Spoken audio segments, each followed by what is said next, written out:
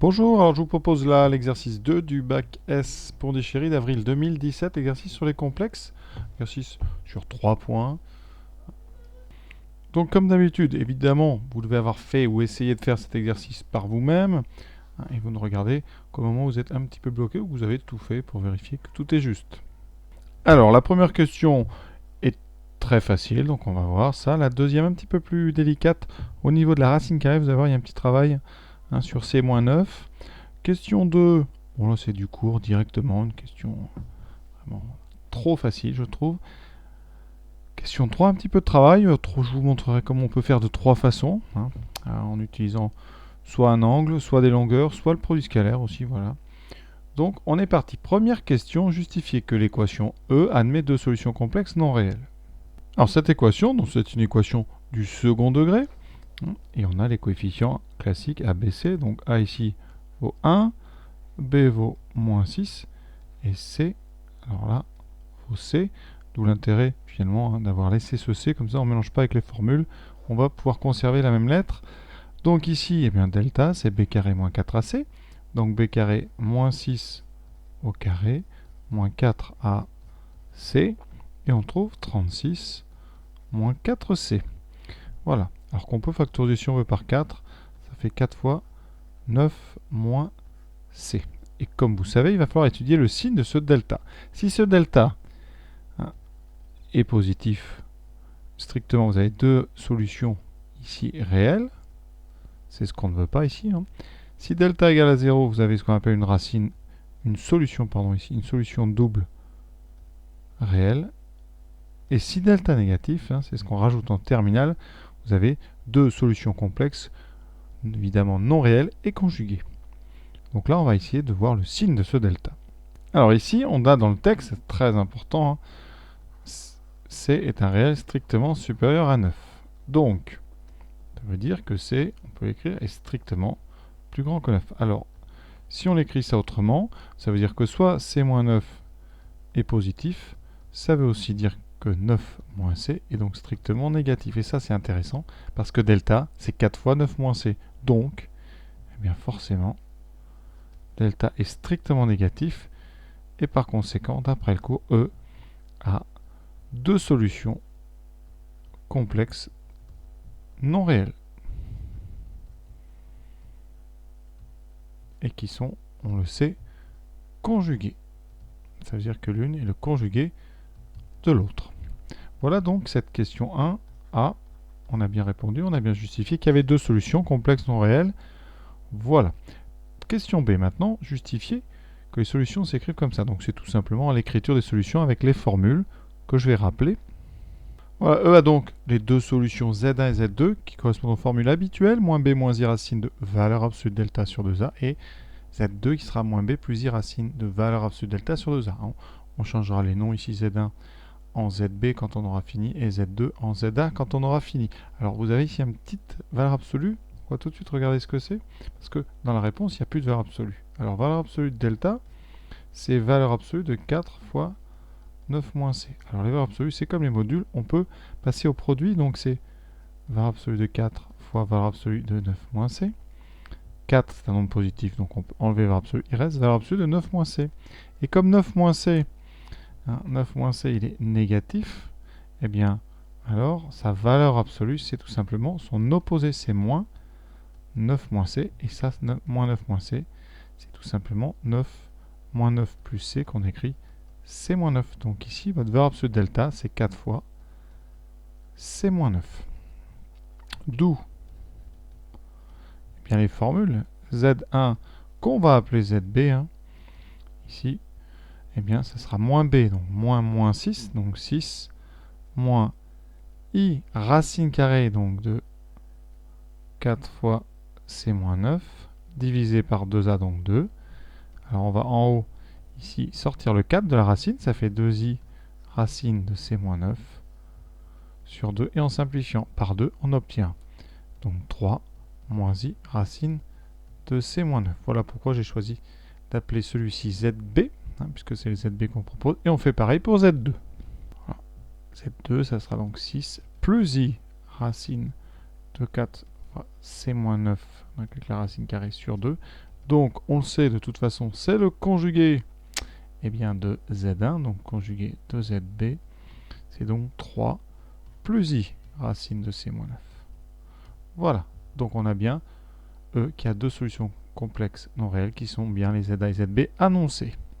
Alors la question 2, on vous demande de montrer que OAB est isocèle en O, donc on a besoin de trouver deux longueurs égales. Mais là, vous avez vu, on a ZA et ZB et on sait que ZA et ZB sont conjugués. C'est-à-dire ZA, c'est le conjugué de ZB. Donc, le module de ZA va être égal au module du conjugué de ZB. Et on sait que le conjugué et le module, ça va très bien ensemble, puisque le module d'un conjugué, c'est tout simplement le module, ça donne donc module de ZB. Or, la distance OA en complexe, c'est le module, donc ZA moins ZO. Donc, c'est pas une parenthèse, c'est un module. Voilà. Et comme ZO, c'est l'origine, c'est la fixe de l'origine, ça fait donc tout simplement ZA moins 0, donc c'est module de ZA. Et OB, c'est de même ZB moins ZO, voilà, et c'est module de ZB, hein, car ZO égale 0. Conclusion de tout ça, hein, avec ce que je viens de faire, eh bien, on vient de déduire que donc la distance OA est égale à OB. De plus, on voit évidemment que comme ZA et ZB sont conjugués non réels, et ce ne sont pas des imaginaires, eh bien, OA et B sont non alignés. Et donc, eh bien, OAB, on va pas mettre de virgule, le triangle OAB, il est isocèle. Oh, voilà, alors je précise OAB juste pour être sûr qu'on a un vrai triangle, sinon on aurait 3 points alignés. Donc voilà pour cette question qui n'est juste qu'une vérification du fait que vous connaissiez votre cours sur les conjugués. Alors ceux qui ne connaissent pas leur cours sur les conjugués, eh ben, c'est pas grave, si vous savez calculer un module, hein, vraiment, vous faites module de ZA égale donc racine carrée, alors là ici, il faut passer donc par tiret au carré, donc 3 au carré, 9, plus racine de C moins 9 au carré, donc C moins 9, et on trouve racine de C. Ça tombe bien, C est positif. Et vous faites module de ZB, ça fera racine de 9, donc plus ici, moins racine de C moins 9 au carré, qui donnera C moins 9, donc on trouve racine de C, vous voyez, une autre façon de faire, moins jolie évidemment. La question 3, elle est un petit peu plus longue, alors il y a plusieurs façons de le faire, donc je vais faire les trois, comme ça vous retrouverez la méthode que vous aviez choisie, si vous aviez trouvé. Alors avec les longueurs OA, OB et AB. Alors la longueur OA, on l'a déjà calculée tout à l'heure, je vais le refaire. Donc la longueur OA, ça sera le module donc, de ZA moins ZO, c'est-à-dire le module de ZA. Et comme on a ZA ici, ça sera donc la racine carrée, donc de partie réelle au carré, plus partie imaginaire au carré, donc 9 plus C moins 9, c'est-à-dire donc racine de C. Ensuite, OB, c'est module de ZB moins ZO, donc c'est module de ZB, donc c'est la même chose, il y a un moins comme ils sont conjugués. Alors soit vous refaites la formule, soit vous dites que ZB c'est le conjugué de ZA, donc on trouve un module de ZA, donc racine de C aussi. De toute façon on l'a déjà fait, il était isocèle. Ensuite, eh bien AB, AB c'est donc ZA moins ZB ou ZB moins ZA comme vous voulez. Là on fait le calcul, ça fait 3 plus I racine de C moins 9 moins 3. Comme il y a un moins, faites bien attention, il y a une parenthèse. Donc ici il va vous rester, les 3 s'annulent, il reste donc 2 fois I racine de C moins 9. Et ça, hein, c'est un imaginaire pur, donc ce module, eh bien, prenez juste hein, ici 2 et vous prenez donc le carré ici. Et ensuite on prend donc, c'est la racine carrée du carré, donc ici vous aurez 2 fois racine de C moins 9. Hein, je rappelle un peu plus clairement, si vous avez un complexe de la forme AI, eh bien son module, c'est tout simplement la valeur absolue de A. Donc, si on veut que le triangle soit rectangle, eh bien on fait Pythagore. Hein, d'accord, Pythagore. Et sa réciproque, on regarde OA carré. OA carré plus OB carré, ça fait donc C plus C 2C. et AB carré, ça fait donc le carré de 2 racines de C moins 9. C'est donc 4 fois C moins 9. Donc 4C moins 36. Et donc notre triangle, il est rectangle si les deux nombres ici sont égaux. Donc OAB est rectangle en B. Si et seulement si, eh bien on a 2C égale 4C moins 36, ce qui nous donne 2C égale 36, donc C égale 18. Voilà, donc si C égale 18, votre triangle est rectangle en B. Donc voilà, démontrer qu'il existe une valeur du réel C pour laquelle le triangle est rectangle.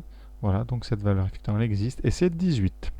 Donc voilà, avec la première méthode et Pythagore, je vous propose deuxième méthode, avec des angles, c'est-à-dire on va regarder l'angle BOA, c'est-à-dire l'angle orienté OA ou B. Alors avec un angle orienté, donc je vous rappelle que l'angle orienté OA ou B, c'est l'argument d'un complexe. Alors il faut savoir, c'est l'argument donc de ZOB sur ZOA, c'est-à-dire avec les soustractions, c'est l'argument donc de ZB moins ZO sur ZA moins ZO, ce qui donne argument de ZB sur ZA. Modulo tout ça de pi. Alors, combien vaut ZB sur ZA? Alors, ça vaut, eh bien donc, 3 moins i racine de C-9 sur 3 plus i racine de C-9. Donc, on va bien monter ce qu'il y a dessous. Alors, c'est un peu technique parce qu'il y a du C, mais c'est pas très compliqué quand même. Donc, ici, on multiplie tout de suite en haut et en bas, eh bien, par 3 plus i, par le conjugué donc, de ce qu'il y a au dénominateur, 3 moins i racine de C-9, 3 moins i racine de C-9, et on calcule. Alors en bas, vous aurez, c'est un produit identitaire remarquable, on a donc 9, donc i fois moins i, ça nous fera moins i carré, donc plus 1, donc 9 plus racine de C-9 au carré, donc 9 plus C-9. Je vous laisse vérifier. Ça donne donc une division par C, pas de problème, puisque C est plus grand strictement que 9. Ensuite, en haut, alors il y a un produit un petit peu plus long à faire, donc on va le faire doucement. C'est donc un carré, donc c'est 3 moins i racine de C-9 au carré. Ça donne donc 9. Ensuite, on aura i carré, donc moins, racine de C-9 au carré, donc moins C-9. Et le double produit, moins 2i, racine de C-9. Ce qui nous donne moins C plus 18 moins 2i racine de C-9. J'espère ne pas me tromper. Donc, il nous faut ici un angle droit. Donc, il faut que ce complexe ici ait un argument de pi sur 2 ou moins pi sur 2. Donc, il faut que ce soit un imaginaire pur, non pur. Oui. Donc, OAOB rectangle. Forcément, on a dit, il est rectangle en haut, parce qu'il est isocèle en haut. Donc, ça veut dire que l'angle OAOB, c'est pi sur 2 modulo pi ou moins pi sur 2 modulo pi. J'insiste, l'angle droit peut être direct ou indirect. Ça veut dire que l'angle peut être soit égal à pi sur 2 modulo 2pi ou moins pi sur 2 modulo 2pi. Et vous pouvez regrouper ces deux ensemble ici en un seul en écrivant pi sur 2 modulo pi. C'est-à-dire qu'on ne tourne pas par des tours mais par des demi-tours. Donc vous avez deux positions par tour. Une qui tombera sur pi sur 2 modulo 2pi et l'autre sur moins pi sur 2. C'est pour ça qu'ici vous avez un petit peu le choix. En mettant pi sur 2 ou moins pi sur 2, ça revient au même. Alors, après on passe aux arguments. Alors cet angle orienté OAOB, c'est l'argument de ZB sur ZA. On l'a déjà dit. Et donc, on sait qu'un nombre complexe non nul a un argument pi sur 2 modulo pi si sa partie réelle est nulle. Et la partie réelle de ZB sur ZA, ici, eh bien, c'est moins C plus 18 sur C. Donc moins C plus 18 sur C doit être égal à 0. D'accord? Et ici, vu que C est non nul, ça nous donne moins C plus 18 égale 0. Donc, eh bien, C égale 18. On retrouve ce 18 qu'on a obtenu tout à l'heure avec la méthode numéro 1. Donc, les parties importantes ici, vous voyez, c'est le passage ici à la partie réelle. L'argument, ici, on a le droit de le prendre puisqu'on a ZB sur ZA qui est non nul. Donc, c'est un imaginaire pur. Si et seulement si, sa partie réelle est nulle.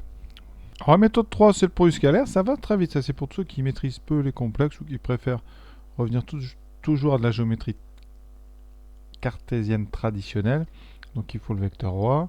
Alors, le vecteur OA, donc, on connaît bien le point A, on a ici son affixe, donc ses coordonnées, c'est partie réelle 3, partie imaginaire, racine de C-9. On va faire le produit scalaire avec OB, OB ici, donc ça sera 3, et c'est moins racine de C-9. Et vous voyez que le produit scalaire, il est très simple à calculer, ça fait 3 fois 3, 9. Ici, ça fois ça, donc moins racine de C-9 au carré. Il vous reste donc, eh bien, tout simplement 9 moins, eh bien, C-9, ce qui donne, eh bien, 18 moins C. Et donc, vous avez OA-OB qui est un angle droit, donc OA-OB est un angle droit. Eh bien, si et seulement si, le produit scalaire égale à 0. C'est-à-dire que les deux vecteurs sont orthogonaux, si orthogonaux non nuls, si OA et scalaire OB égale à 0, et ça nous redonne C égale 18. Donc voilà méthode 3. Alors méthode 4, je ne peux pas faire, c'est avec les coordonnées, je peux faire rapidement. Les coordonnées de A, c'est 3 racines de C-9, B, c'est 3 racines de C-9, pardon, j'ai oublié un moins. Voilà. On va calculer, on a déjà calculé OA, OB, c'est racine de C, racine de C, il est isocèle. Il nous faut la longueur AB, donc je fais le vecteur AB, 3 moins 3, 0. Et ici, on aura moins 2 racine de C-9. C'est une méthode qui revient à faire la méthode numéro 1 avec les longueurs, mais avec les modules. Voilà. Et là, vous faites AB, c'est racine carrée donc de, eh bien, moins 2 au carré, donc 4 fois C-9. Voilà. Et on va regarder. Hein, donc, OAB, il est rectangle en A, c'est Pythagore réciproque. Rectangle en A, en haut, pardon. Ça équivaut à OA carré plus OB carré égale AB carré. Et on retrouve ce qu'on avait fait en A. On retrouve ici 2C plus C égale 4 fois C-9. Donc là, 2C égale 4 fois C-9. On divise par 2. On va changer un peu. Ça fait donc C égale 2C moins 18. Et donc, ici, C égale 18. Donc, vous voyez, 4 méthodes. À vous de choisir. Bon, les méthodes 1 et 4 sont les mêmes. Puisque là, on fait des longueurs avec des coordonnées. Dans la méthode 1, on fait des longueurs avec des modules. Vous voyez que les formules sont les mêmes. C'est racine carrée de x2 plus y2. Pour les méthodes 3 produit scalaire, ça c'est pratique quand même, ça va vite. Pour les angles droits, en tout cas, à réserver vraiment pour montrer qu'il y a un angle droit. Et pour la méthode 2, bon, c'est la méthode avec les angles. Ça peut être plus compliqué, parfois ça peut être la meilleure méthode des 3 ou des 4. Donc voilà, pour ce premier exercice que je trouve plutôt intéressant, loin d'être si simple qu'il n'y paraissait, puisque vous avez quand même un paramètre C ici, mélangé avec des complexes. Et ça, les paramètres, on sait que c'est quelque chose qui est difficile. Donc voilà, je vais vous laisser. À très bientôt, j'espère, sur d'autres corrigés de ce bac de Pondichéry 2017.